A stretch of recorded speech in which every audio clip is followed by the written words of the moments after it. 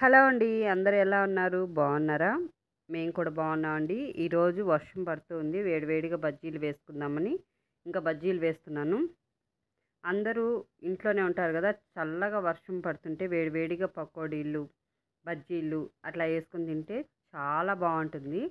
First ఒక cup నిండా శనగపిండి తీసుకున్నాను. తర్వాత కొంచెం వాము, జీలకర్ర కొంచెం క్రష్ చేసి యేసాననమాట. తగినంత సాల్ట్ వేశాను. తర్వాతేమో కొంచెం మిరప్పొడి వేసుకున్నాను. తర్వాత ఇవన్నీ నీరు వేసుకుంటూ కలుపుకోవాలండి. కొంచెం ఎక్స్ట్రా పడేసరికి తీసేసి ఇంకా కలుపుతూ ఉన్నాననమాట. మనకు తగినంతగా కారం అంటే కొంచెం పిండిలో కలుపుకుంటే బావుంటుంది. తర్వాతేమో నీరు పోసుకుంటూ కలుపుకుంటూ ఉన్నాను.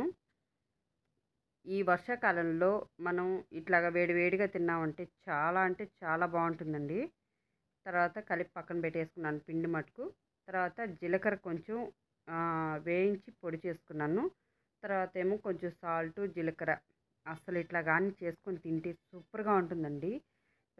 మనం జీలకర్ర దాంట్లో ఏసాం డ్రై ఈస్ట్ కూడా బాగా మనకి ఆహ్, అంటే బజ్జీలు అవి తిన్నప్పుడు మనకి అరగకుండా తేపులు అట్లా వస్తూ ఉంటాయి కదా!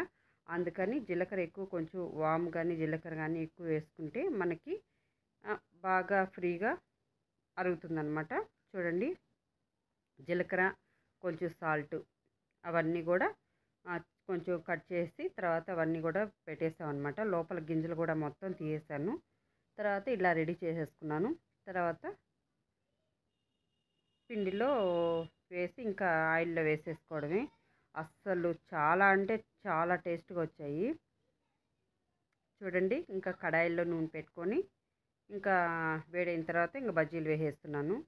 మా సంతూకైతే చాలా అంటే చాలా ఇష్టం అండి మా చిన్నబ్బాయికి. ఫస్ట్ ఒక మిస్టేక్ చేసామనమాట.